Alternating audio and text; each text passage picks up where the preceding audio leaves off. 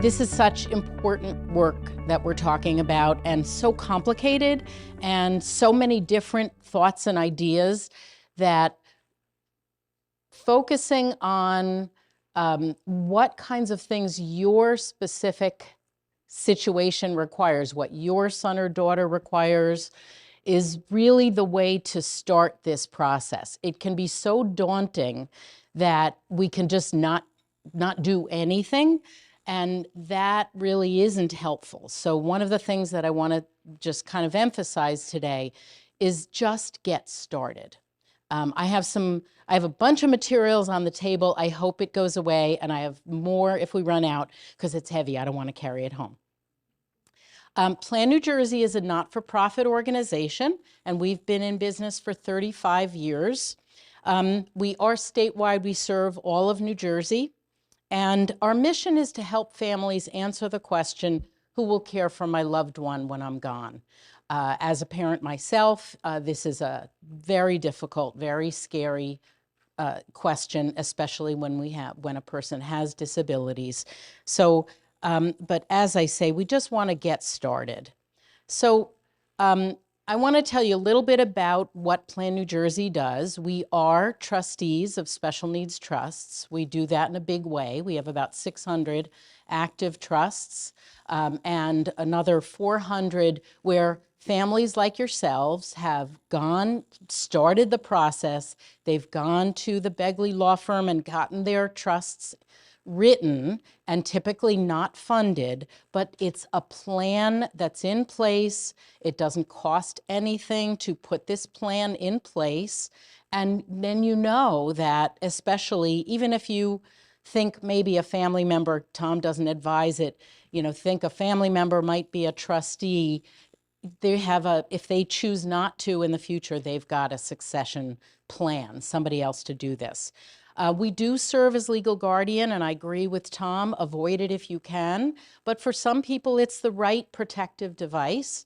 And in some cases, you may be guardian for your loved one, and you don't have anybody else to be successor. So we do serve in that capacity for about 40 people. We also serve as representative payee for Social Security benefits. That's an important tool if somebody is not able to manage their own finances. Paying their rent and their bills can keep somebody safe and well, and they can live in the community when you know that the finances are managed effectively. I'm going to be talking this morning about life planning, so I'll tell you more about that in a minute. That really is the center and where you start after you've done your legal work, got your will and your trust in place. We do a lot of advocacy work. We do case management. This is what we call proactive case management, so we visit people with disabilities typically on a monthly basis, sometimes more, sometimes less. And this is typically starts when the family is not available. Somebody today said to me, gee, could you come and visit my loved one so I can go on vacation? That is something that we can do. So, sometimes you need some short-term care coordination, life coordination, so that we can relieve family members. The other thing that I really want to emphasize is that we often are support services for the siblings, for the future caregivers. So sometimes people have said to me, well, they're in Division of Developmental Disability Services. They live in a supported residence. They've got a support coordinator. They've got the services in place, and we're happy with those services. So why do I need you? Well, sometimes the family needs us. The sibling needs us. I hear this term all the time about, I don't want my daughter with a disability to be a burden on her brother or sister. It does not, caring and loving and supporting your sibling doesn't have to be a burden, and we are here to help reduce that burden, to answer questions. I get a scary letter from DDD or Social Security. What do I do? What does it mean? How do I respond? And we can help with that process. As I mentioned, supporting people and families is an important part of what we do. Often we hear the term spoiler alert. So they say, oh, don't pay attention to what's coming next. In this case, I want to call attention to Trish Brennan's presentation, because there's something that she's going to be talking about that we typically always talk about when we're talking about life planning. And these are specific tools that are really wonderful, and they're very visual, and they're called Charting the Life Course tools. You can find them. Trish will tell you.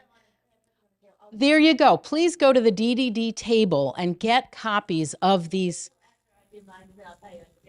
Okay, perfect. So Trish will tell you what to do with them, tell you more about it, but there's your spoiler alert. Please pay attention to those, because really everything that I'm telling you about life planning can be sort of summarized and get you started with those tools.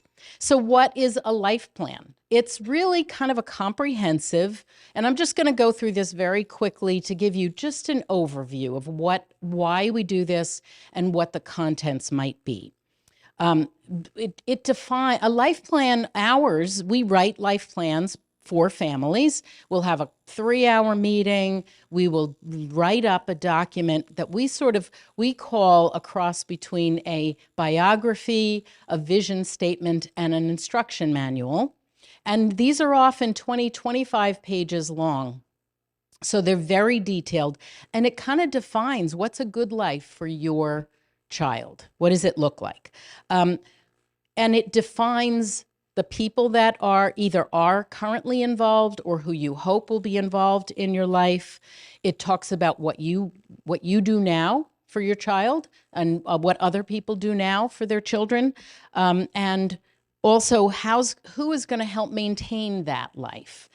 Very often families have individuals living with them, and you have a lifestyle, they have a lifestyle, and you want to maintain that. So these are sort of the components. And then we want to make sure that we're talking about all of life, their things about their life, their learning, legal and financial planning. So sometimes when people hear a life plan, they're thinking, oh, well, I have a will and a trust.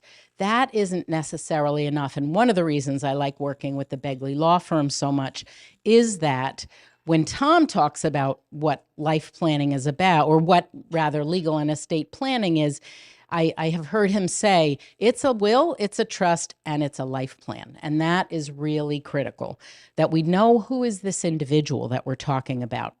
So what I suggest is we start with a list of all the different people that are involved in your loved one's life. Again, these tools will really help you kind of identify the different aspects of a person's life. But remember that there's especially an adult, but even a child there's so many aspects to their life: housing, work, friends, socialization. We want to be documenting, talking about all different areas. Make a list of what you do for your child. Carry around a notebook or use your phone and make a list of all the different things. Track yourself.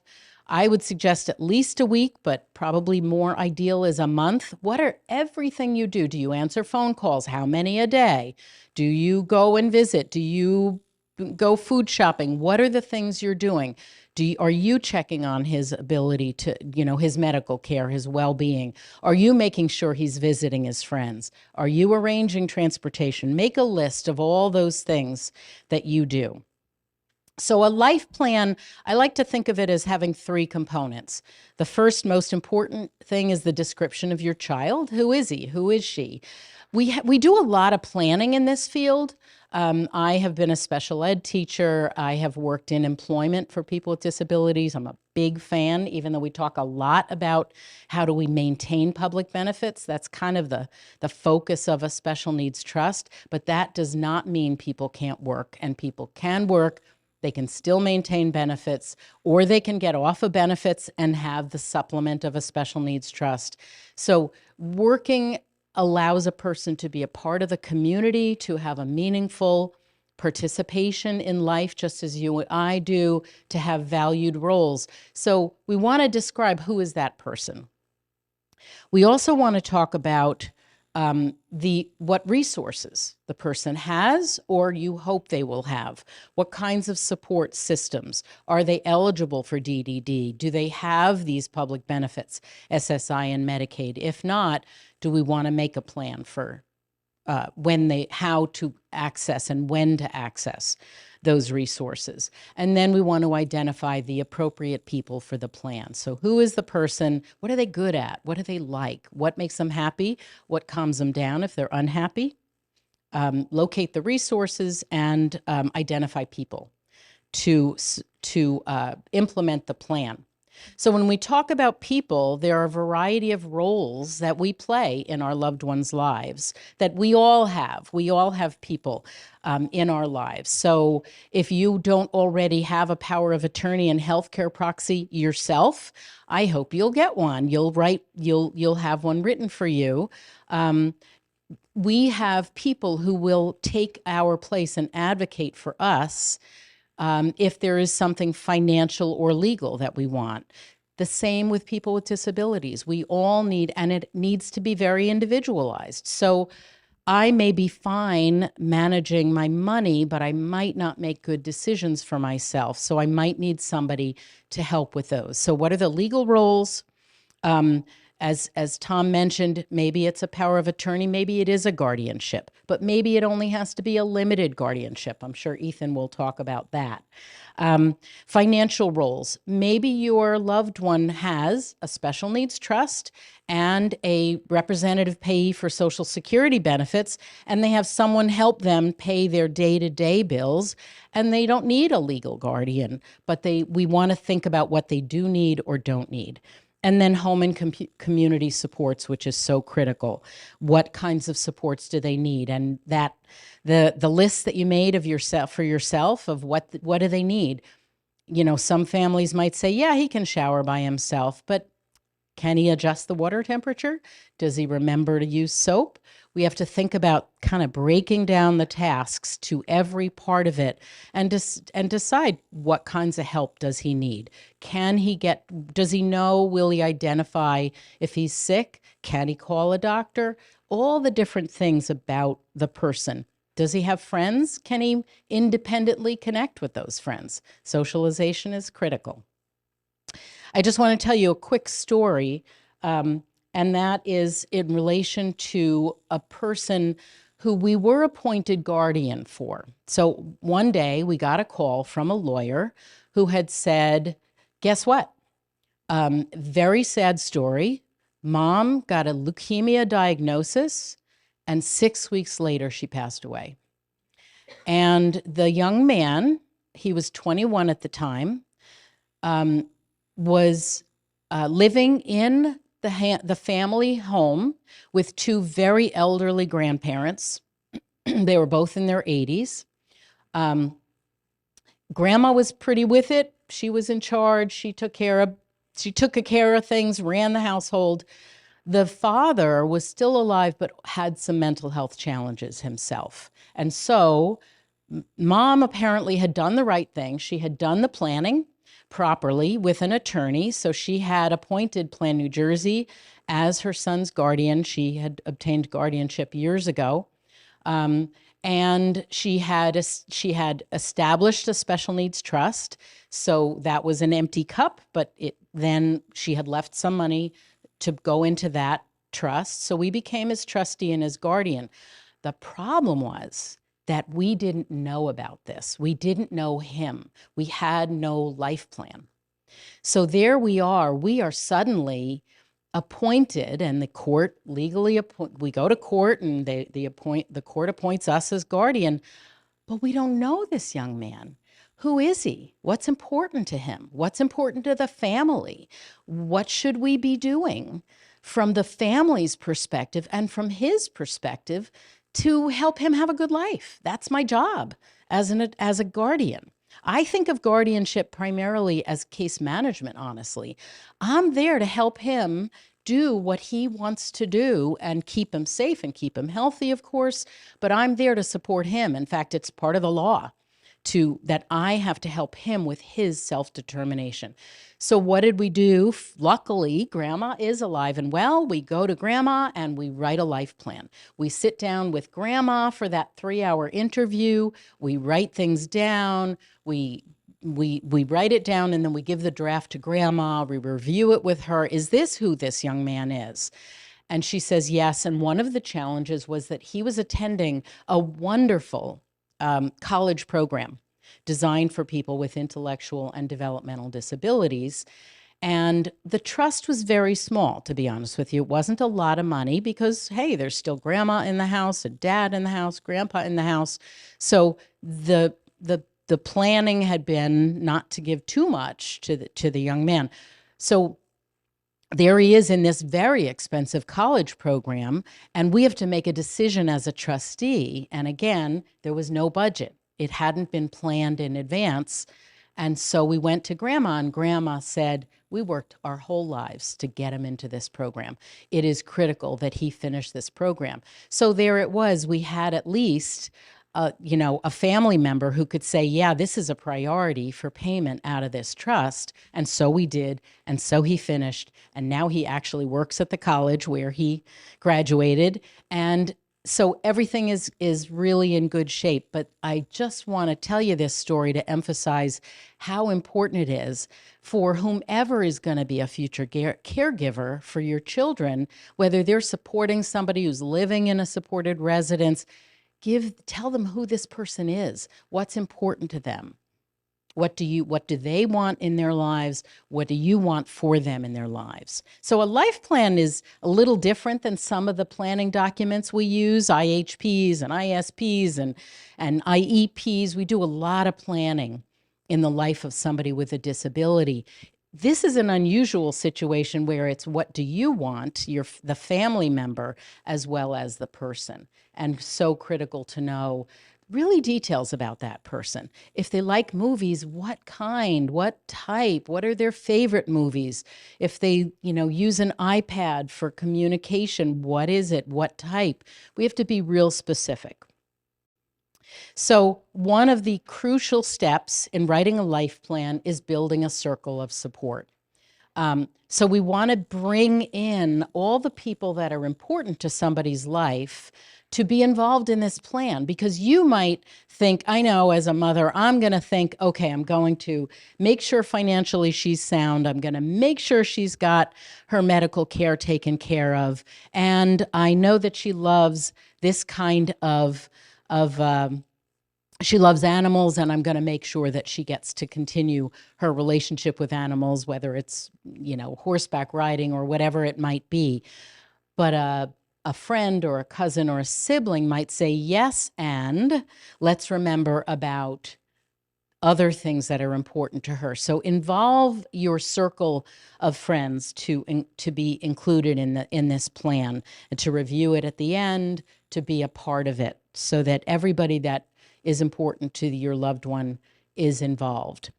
We had one person that we were supporting who moved into a group home, and she was a member of a choir, and the group home was terrific, and they wanted to get her involved in the church choir, and there was a church down the road, and so they enrolled her, and helped her get involved. But as it turned out, she was the member of a particular church choir, and the choir members knew her well. She had been involved for years, and so really it made a difference that she needed to go to her church with her people that knew her well. And so they had the right idea, a church choir, but not that particular one. So we were able to help her get connected back to the one that she had been going to for years. And it helped her a lot because there was a trauma from losing a parent and moving suddenly into a residence. And so being connected with something that she had been very involved with and loved was very important. So these are the kinds of details you want in a life plan. So as I mentioned, multiple domains. Think about all the different areas of your loved one's life that should be included in a life plan. Friends, family, this is critical. We wrote a whole life plan for somebody, and after it was drafted and done and the family reviewed it, it's never done, by the way. They're never, this is somebody's life. And so you want to continuously update it. But when we wrote the draft, the family realized, oops, wait a second, there's a close cousin that she sees all the time, and we didn't even think of that. We didn't add her to the list. So reviewing the plan regularly is very important. Work and finances, social activities, medical care. A lot of families will give us lists. We will include in the plan current doctors, but they might also say, and this doctor, no, never. Don't bring her to this doctor because we had a bad experience, or this medication. So you have a lot of information in your heads about different important things that relate to your son or daughter. They need to get written down so that if something happens to you suddenly or not suddenly, this is communication for future caregivers. And the plan wants to be comprehensive, but also flexible. Remember, this is a living document. Housing is probably one of the most challenging aspects of planning. It's confusing. There's the type of housing that you want, as well, that you think would be best, as well as how the housing is funded. And we now have a fee-for-service arrangement, which Trish Brennan, I'm sure, will talk with you about. And you also have the DDD table to get more information about. Definitely, this is an area that you want to really think about and not just kind of say, oh, I've had families say to me, I'll never will I have him in a group home. And surprise, surprise, there are the image of a group home is not necessarily what you may think. And it's not only group homes that are, so a group home might be 3 or 4 family housemates. Most people have their own private room, but there are also many other living arrangements. So we want to, one of the ways to get started on housing is just talk about what you think would be ideal. What neighborhood, what supports, could they live with family? If so, which ones? And what, and maybe that you could use the DDD budget, the supports budget, to help the person live in your home. You may not realize that there are resources to help the person stay in your home or stay in a family home or live in a residential support agency. We call them provider agencies. So we want to decide and educate yourself. One of the things that I would suggest, a good way to educate yourself, is to see if you can visit some housing arrangements. Give a call to your local ARC or one of the local housing support organizations and say, hey, could I visit? Could I see what a group home looks like? Can I see what a supervised apartment looks like? These are people's private residence, but sometimes you can get a tour and get a feel for, and it might change your image of what supports might be available to you. And then, of course, what you may want to do is set up a housing arrangement yourself, and we now have the resources to do that with individual budgets. I've listed here some of the many state agencies that you might think about in terms of resources. Take a look on their website, educate yourself. There might be things that you're not thinking about that could benefit your loved one. If you're looking for employment, look at the Division of Vocational Rehabilitation Services. There is the Division of Deaf and Hard of Hearing. Perhaps a lot of folks don't even know about this. New Jersey Commission for the Blind and Visually Impaired. Perhaps there's a visual impairment. There are wonderful resources, and it's not a siloed thing. Your loved one might qualify for all of these, or some of these, or multiple, and there might be some benefits to each. So Some people say I should write a letter of intent. Some people, I call this a life plan, but and to me, a letter of intent is kind of a summary of all of it. So whether you call it a letter of intent that's very detailed or a life plan, we want to summarize what are the key points also. We want something very detailed, but also really key. If there's some allergies that are essential that everybody knows about, future caregivers, be very specific about that. Plan New Jersey can help you in a lot of ways. There is basically no charge for any of our services until they begin. We are a fee-for-service, not-for-profit organization, but we are here to consult with you at no charge. We're here to talk with you about your plans, help you to assist with your questions. There is a charge to do a comprehensive life plan. So to do the things that I'm talking about, walk you through it, costs $900. But the rest of it is really just for you to set up your future plan with no charge until, yes, if there's a guardianship, then we will need to have some supports. And that is typically, those things are funded through a special needs trust. And feel free to give us a call. The main thing is individualize your plan. Figure out what your child needs and try to express that in a plan. Thank you.